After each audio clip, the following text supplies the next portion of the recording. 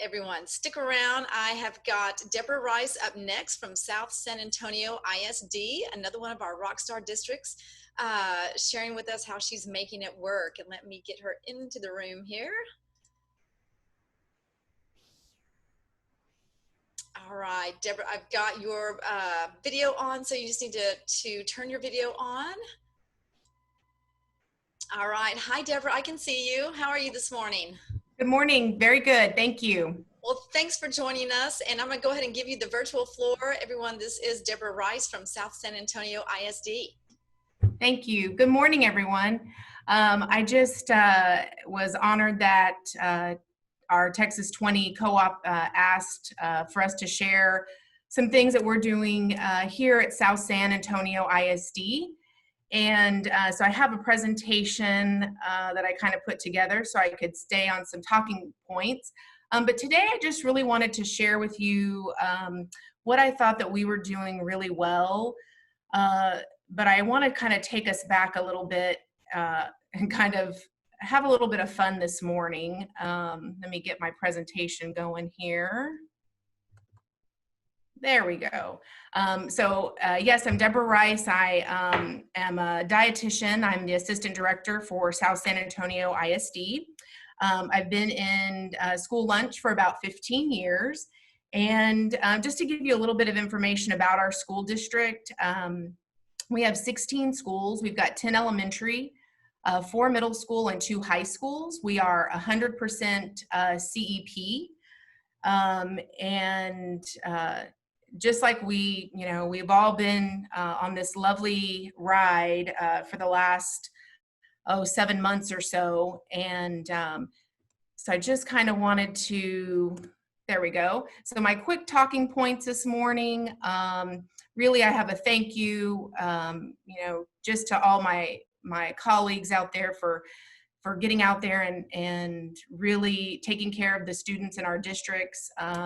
I want to acknowledge where we've been, and then I want to tell you a little bit about what I feel like South San Antonio ISD has been doing well, just kind of in these COVID times that we're in. So first off, I wanted to thank our Texas 20 co-op team for inviting me to speak this morning.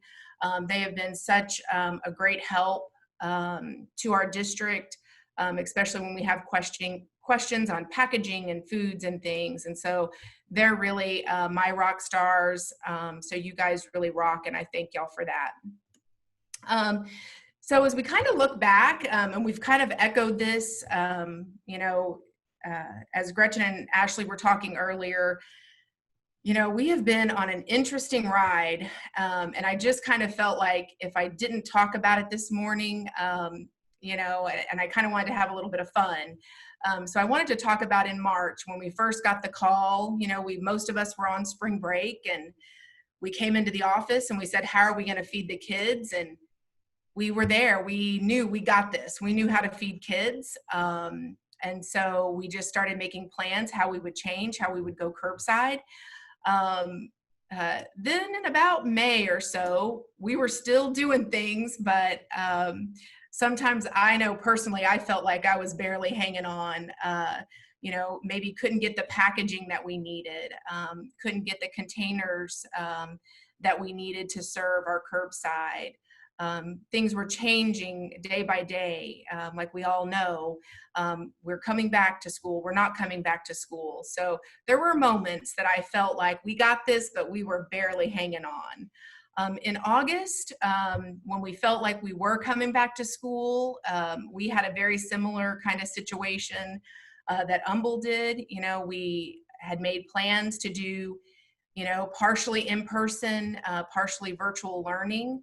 But I felt like I was a little bit on a roller coaster ride.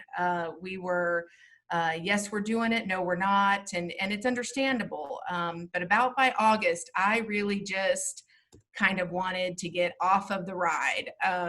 But our district did well. We decided to do all virtual learning.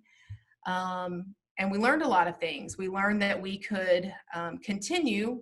We know in school lunch, we wear a lot of different hats.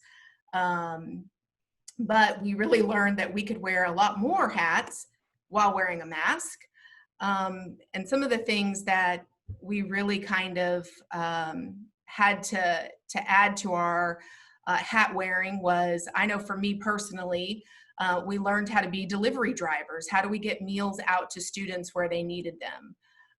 Sometimes we felt like lone soldiers. I'm not sure about other districts, but for our district in particular, there were some days that we were the only department in the administration building. And so, you know, sometimes it got a little lonely. We were here, we were feeding kids, and we were feeding them curbside, and our ladies were hard at work. You know, we had to become packaging experts. We had to figure out what food items to put in our menus that would package well, that would hold temp a little bit, and that we could get to students so that they could consume them and eat them and continue with their learning.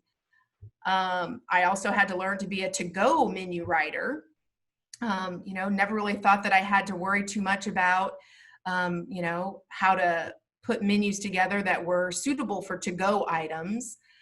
So that was a very, very good learning experience for me, particularly.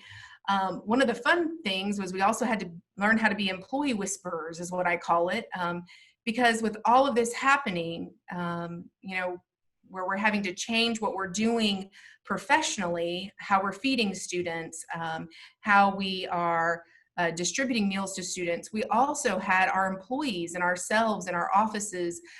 You know, everybody was going through, you know, having kids at home maybe learning, or just the uncertainty of things. And so there was a lot of times that we were really trying to make sure that our staff was okay, that they were feeling comfortable in what they were doing, that they had the right PPEs for the jobs that they were doing curbside. And so I felt like I did a lot of just really reassuring our staff that we were doing everything possible to make sure that we could get through this, and we're continuing to get through it.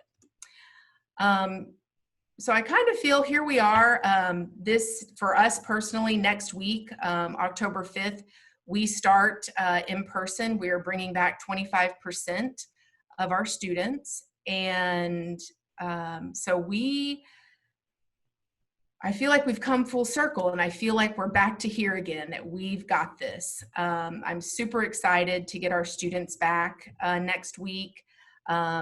Just like everybody, our participation has really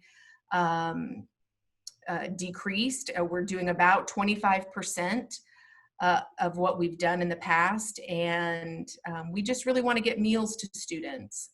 So I'm excited to welcome our students back next week, so that we can just kind of get a little bit, you know, try to get a little bit of our normalcy back.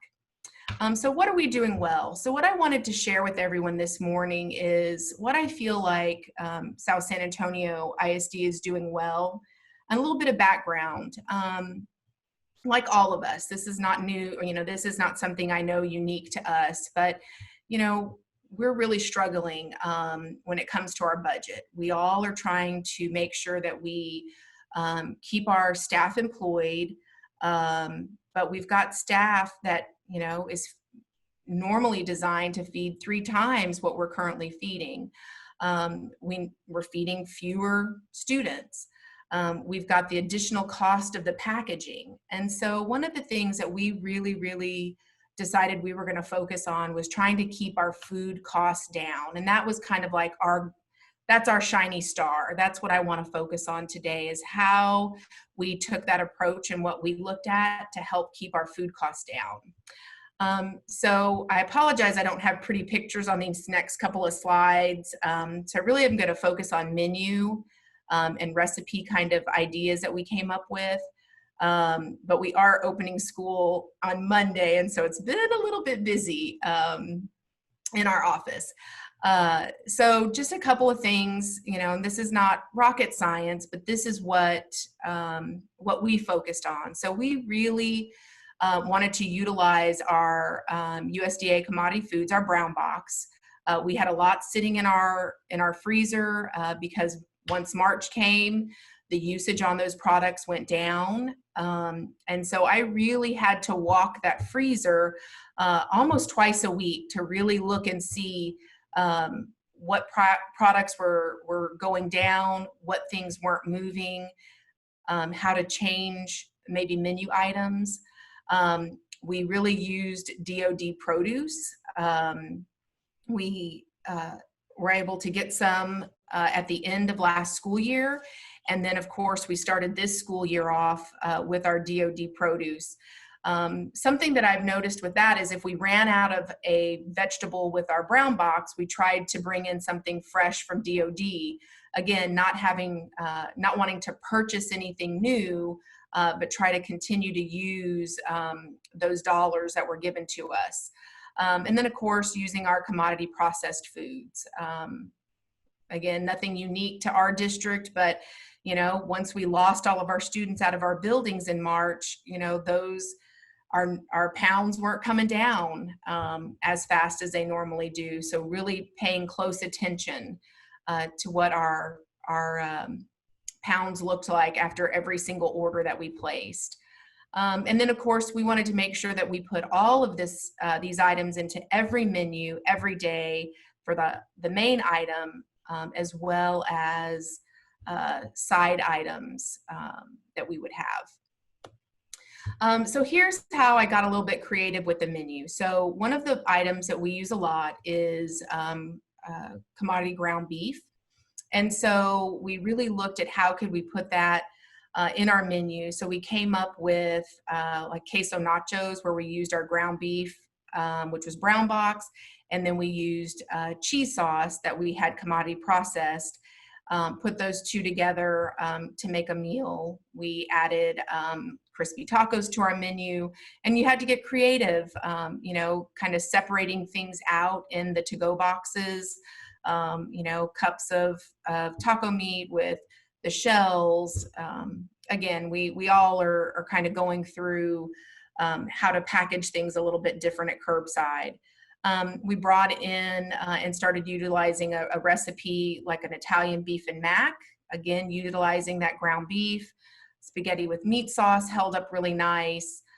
Did a Frito pie, and then beef lasagna. And all those seemed to hold up really well for us in our to-go containers. We had quite a bit of chicken fajita meat.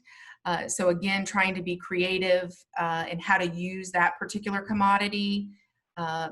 Chicken fajitas, of course, would be an easy way, but then we also did a chicken Alfredo. We brought in an arroz con pollo, a chicken and rice dish. Again, trying to remember what would really hold up well for us. And then just a last couple of things, of course, using all of our commodity canned goods. You'll notice that we didn't use a lot of IW type things, and we didn't use a lot of pre-portioned items. Our staff was still pre-portioning things, putting them in cups with lids. We were utilizing all of our frozen vegetables that we received from commodity: corn, carrots, broccoli, canned green beans. Again, just trying to make the best out of all of those items that we've received from brown box or processing. So really what we learned, particular to our district, is IW wasn't a real priority for us when it came to our lunches. We really wanted to utilize the foods that we had already in our freezer and what we knew was going to start coming in August and September. We also learned that we could move and change pretty fast. I laugh. I tell some of my some of the ladies in the office that we've learned to move on a dime. We can really switch gears pretty fast and change menu items if we need to pretty quickly. That we kind of adapt to daily changes. Before we could, things would come at us a little bit slower. We may change a menu for, a month from now.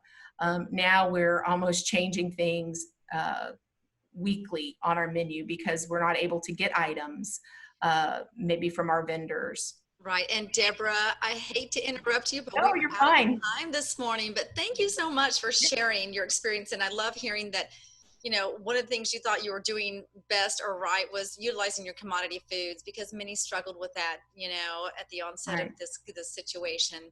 So I just want to say thanks for being part of this as a Rockstar District, and thank you for your time this morning. And if Yes, any you're questions, welcome. yeah, if any questions come in, I will be sure to forward them to you. And hope you enjoy the rest of the day and the event. All right. Thank you. All right, thanks.